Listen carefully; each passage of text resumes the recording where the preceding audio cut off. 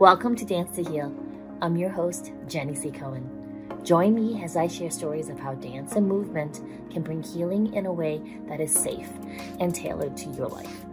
I'm a cancer survivor, mother of two, and an award-winning performer who found that movement was vital to my recovery.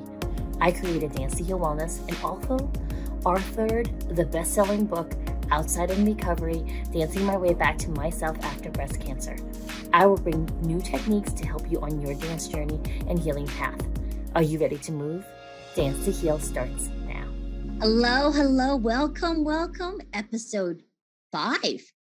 5? How did the time go by so fast? Anyways, today's topic is talking about how wonderful dance is, but also you get to meet Boba Kitty. No, really. The topic is about talking about how even though dance is wondrous and wonderful, there are times when the aesthetic achievement Boba agrees, when the aesthetic achievement of it can veer more towards harmful and hurtful, because sometimes when we train to a certain level, we actually have to stop listening to our bodies in order to achieve these man-made perceptions of perfection. Yep. When my kids were very young, they explored all kinds of elite sports. They did baton twirling, which I'm sure you did not know that it is an elite sport. They train for many, many years. And there are college scholarships offered. And when my kids were homeschooled, I had this grand scheme of having them be twins, getting double scholarships in college. And then I decided to enroll them in rhythmic gymnastics, which has all the training of the lines with apparatus work to improve their baton twirling. And my kids ended up falling in love with rhythmic gymnastics, giving up baton twirling, and wanting to do the Olympics. We had a coach that planted these seeds. You can do the Olympics. I don't know where we were going to get the money from to fund their Olympic dreams, plus the fact that a lot of the coaches in the field here in the States and also the judges who were mostly from Europe saw in my children that they were latecomers, late bloomers. Also, the completely wrong proportions. And they were told to their face, my kids were 6 and 7. They were told they were too old, the wrong body type. And can you believe it? They were told they were overweight. They were 6. Anywho, but they fell in love with the sport. So they tried very, very hard. They even went to Lake Placid Olympic Training Center. They qualified for Future Stars. It was all out of pocket. We were lucky. We were homeschooling. So they were able to balance that extra training they needed to catch up. I don't even know what that means, but they were told they had to catch up. Here's the thing. At a very young age, my children and other elite athletes are taught you must ignore your body's pain, trust in an outer source like a coach who says you're not working hard enough, and keep going. I think they're changing that philosophy now. But in the past, that's what happens. And I wanted to address this in this particular episode because sometimes you may want to do something and you get so passionate about it and it may be movement oriented. It's very important. You still acknowledge all of the messages that your body is giving you. Please, let's not wait until your body's screaming before you hear it. Our bodies are always giving us feedback, whispering to us, hey, that feels really good. Please keep doing that. I have to ignore my body saying it wants more carbs. It whispers that a lot to me, especially after menopause from chemotherapy.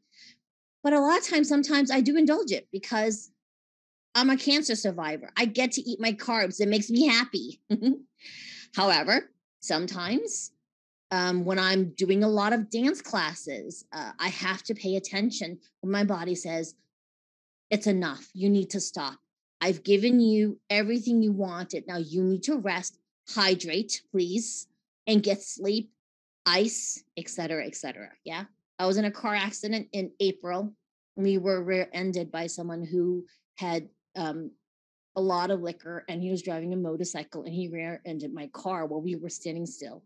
I was in the passenger seat, and because I already had arthritis in my back and neck, it completely threw me out of whack. And I haven't really been able to do a lot of hardcore working out. I've had to listen to my body very, very much, because in the past, I would push through the pain. And I was told by my doctors, you can't do that. You cannot do that because it will make it worse. I even have a very good friend named Brandy, who she is a Black woman owned company called Diva Dreads. And she said to me, don't you dare ignore what the doctors say, because she's dealing with health issues from car accident years ago that was never addressed by her medical insurance. So anyways, but I'm better now, and slowly getting stronger and training more. And still I have to listen to my back and my neck. This morning I taught 2 classes. And as I sit here having a conversation with you and about to introduce my special guest today, I'm icing my lower back and being very, very careful to say to myself, all right, Jenny, as you go into demonstration with your special guest, you need to calm down. Let him do most of the movement. You have done enough for today. You've taught 2 full classes, and now you need to allow him to demonstrate. So speaking of him, this special guest is someone that, of course, I know personally, and I really want the world to meet. He has a special story, but he also comes from this world that I was sharing with you before. These elite athletes that started training at a young age and had to learn to ignore when they didn't want to do it. I mean, like literally, I can tell you as a mom, and also I coached at one point the team. Oh, it's almost border on like abuse now, but back then, they would be in the summer running the parks with weights on their ankles. Please don't do that now. It's not good for you. Your body doesn't feel it or recovers now. You will feel the effects of it later. Our bodies are built to give us whatever we want, and it will ignore itself to the point of hurting itself.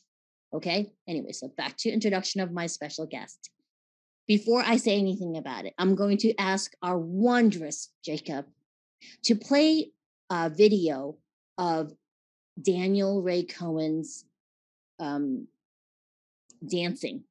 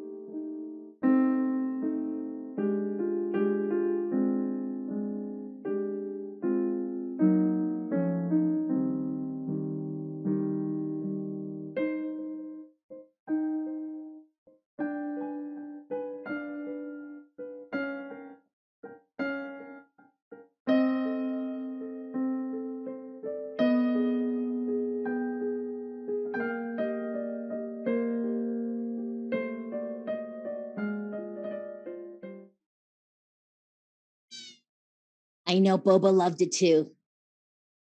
It's not just because I'm his mom, but literally he does make me cry when I watch him perform.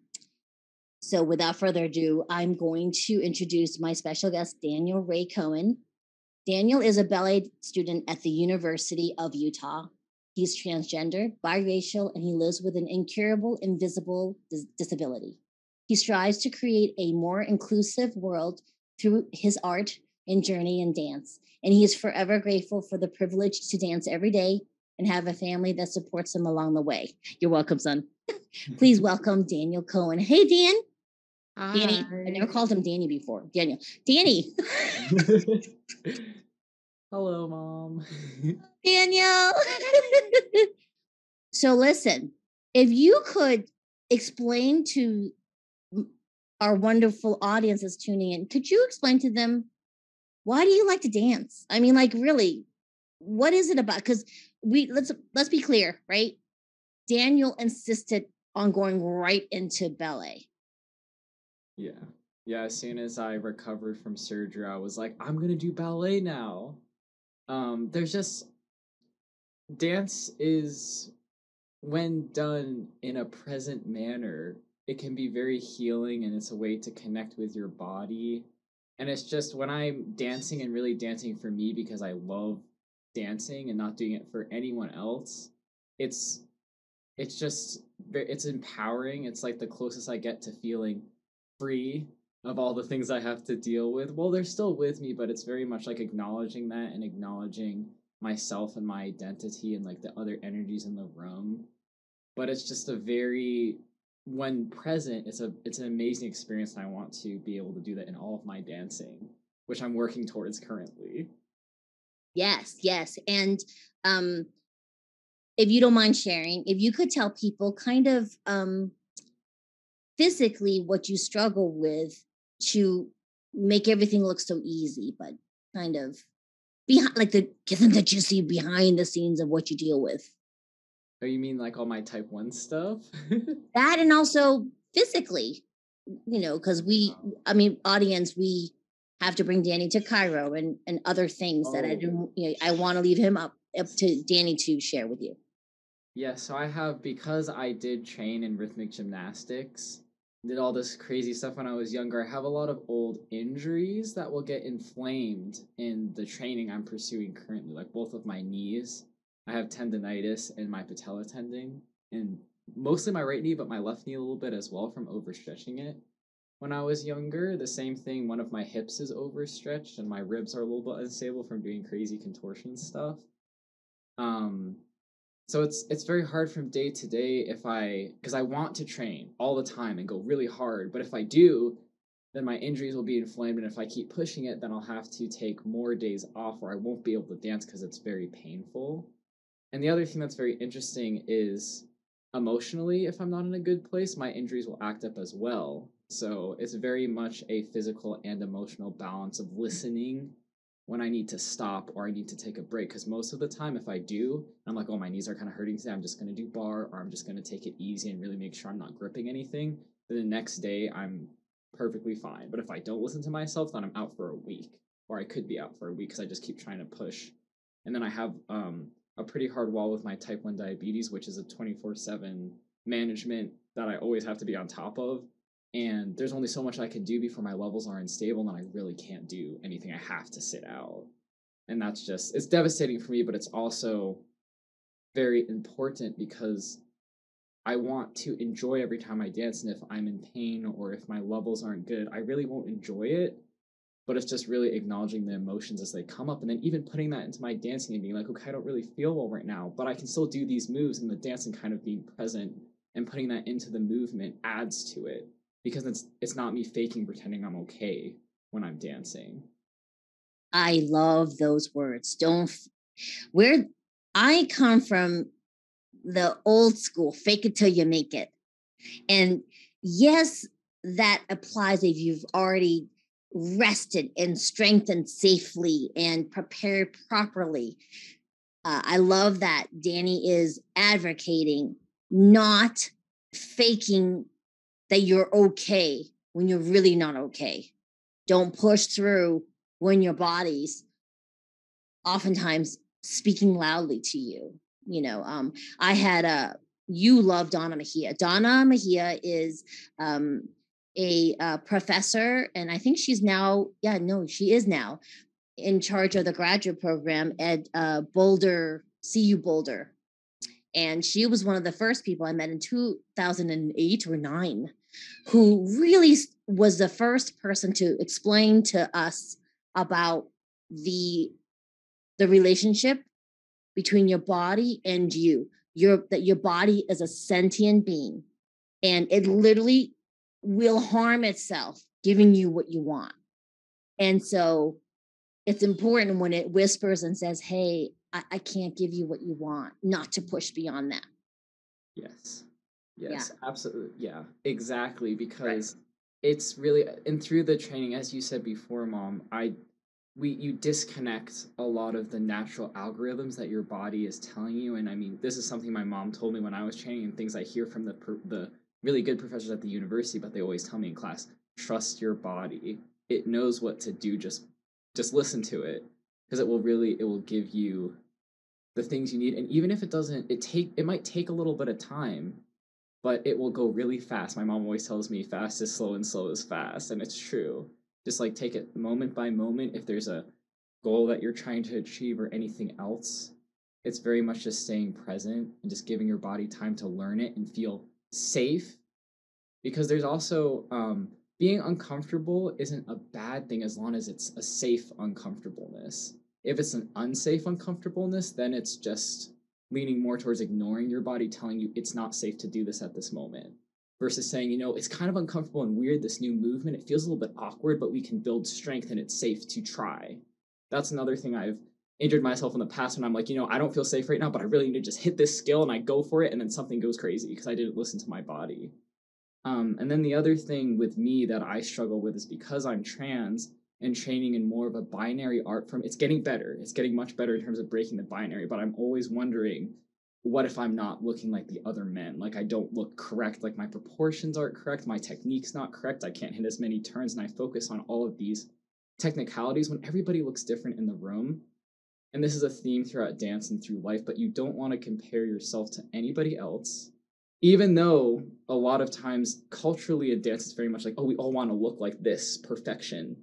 But it's really, you can be inspired by other people, but translate it onto your own body. And it might not work on your own body because everybody's body is different. And there's also, in terms of like just your ability level or the type of body you were born with, whatever it looks like, emotionally transferring into your body and physically, it could be completely different. So it's just really important to find it in yourself, and then it always looks great. But yeah. Yeah, Boba is emphatically agreeing with Danny by slamming everything to the floor in my space right now. So what we're going to do, audience, is talking is not the same as doing and demonstrating. There's a bar behind Danny right now. We're going to talk about, I love ballet. It just hurts my body. It really does. I mean, I really work on turnout. I've taught it many times. How do we still incorporate the strengthening the lines aspect of something like ballet in a safe manner? Because not very rare do people really have that 180-degree turnout in their hips. We just don't. It's not normal. And what happens is when we force it, you're twerking your knees, you're twerking and injuring parts of your ankles. And so we're going to what we're going to do is, while I'm continuing to talk about this, Danny starts setting up the studio real quick. And then once he's got the studio set up and ready, he's going to start talking to you about proper alignment while I run down the stairs to join him in the downstairs studio. You ready, Danny? Yes. All right. Okay, so the first thing about alignment and what a lot of people will see in ballet is just very like upright pose of like regal royalty and stuff like that, but it's very much, for me, and what I found is it's connected to being present and taking your space in the room and just feeling like you're worthy in this space. And this is something that comes from Delsart technique, which I've taken a couple classes on. But what you want to do is you want to relax the back of your neck, maybe gently stretch your head forward. I'll turn to the side, just so you feel really gentle relaxation. Don't hang on your head, but just feel the muscles lengthening in the back of your neck. And then turn your head a little bit to the right and lengthen the left side of your neck. Just let it relax. And you can also massage it out a little bit. And then you want to turn your head to the other side and do the same thing. Maybe massage out just the muscles. I hold a lot of stress in my shoulder area. But you just want to lengthen the back, and then when you stand up straight, you want to feel that the back of your neck has this great energy that's in the back of your head and kind of extending towards the sky. You don't want to torque your neck. You just want it to be very upright in alignment with your shoulders, and you want to feel length in the very back, the two muscles that go along here. Well, there's many muscles that go along here. And if you look at yourself in the mirror or just look at someone else and they activate this energy, you'll see that they're lifted up and your attention goes to them because they're really allowing their body to take up the space and be worthy or feeling worthy of the space, which is something I struggle with in class. Sometimes I melt into myself a little bit, but you really want to just give yourself permission to be in the space. And that's another thing that helps keep yourself present.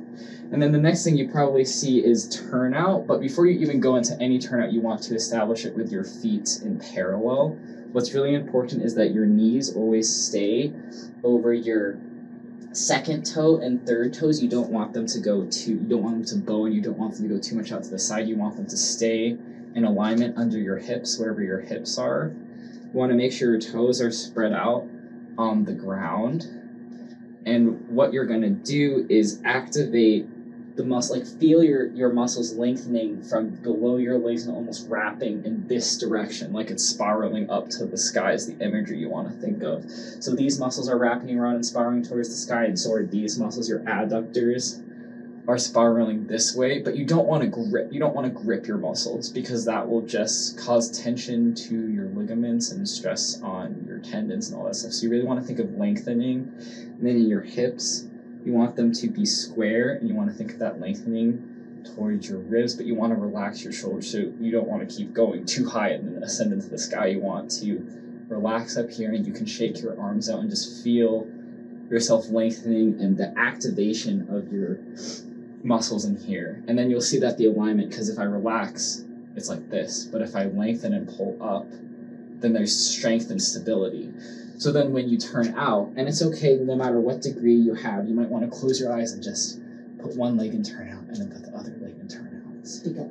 And then you want to look down and make sure, like, so my turnout isn't actually that much, but you can build more when you get to, and you just really always want to make sure your knees are over your toes, and you're going to find the same activation. You can think of the inside muscles of your legs squeezing together and pulling up towards the sky. It's always lengthening, but you want to try to relax and not grip your muscles at the same time.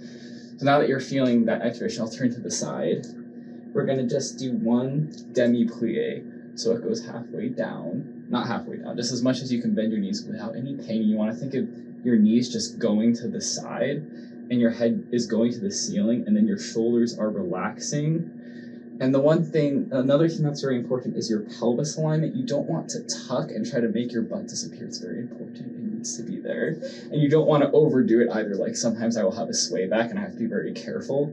So you want to think of your lower abs being engaged gently, and your lower back being lengthened and not crunched at all. And then your pelvis will be in a neutral position. So you don't want to overcorrect in either direction. And then you want to maintain that when you do a plie, and your legs, you just try to have your knees go to the side and make sure they're going over your toes. And then when you go back up, you think of your knees coming back together and everything lengthening and keeping the spirals this way. Isn't that cool? Yeah. Sorry, I like it when he instructs. So we're just about running out of time, you guys. Danny, can you just give them another advice on how to maintain all that while doing that alignment while we're moving in space? Okay, yes. So it's very much let's say if you're gonna go on one leg, because it takes, if you put your mind and you just think about it and you tell your body, okay, I'm gonna work on doing this, I'm gonna think about these things, your body will eventually learn how to do it. It will take a little bit of time, but don't stress out and be like, oh my god, I have to do all this position immediately. It's gonna take some time and just feel comfortable. And then just the biggest thing is be careful not to grip, like don't tense up and try to do anything from a place of tension. You want to do it from a place of movement, and really relax when you can and make it as efficient as possible for tracking. But in terms of technique, keeping it while you're doing other dance movements or when you're moving faster, it's really just, it will transfer into the harder things you do if you focus on some of the basics, even simple plies or simple tendus. It will show up in all of your other technique, and a lot of it is inspired or influenced by other dance styles of technique. It all overlaps, it all overcrosses. Ballet is not, even though in Western culture it's very much this, oh, it's the most elite form of dance, it's the foundation of everything, it is not. if you are like a prima ballerina, you are not going to be able to do any type of street styles at all. Unless they train it. Unless they train in it. If you train in both, then you'll find, for me, I just took one audition with Professor Larry Southall at CU Boulder, and he was just teaching the basics of street style, like how your pelvis needs to be towards the ground. And then from that, I was like, oh, it's just like plie. That's what I'm not doing when I'm I had to doing cut my him off. plies. We're out of time, you guys. Danny's going to have to come back, okay? So listen, we're going to freestyle out to Kapua's new song, In Motion. And then I hope to see you again next week, in 2 weeks. All right, here we go.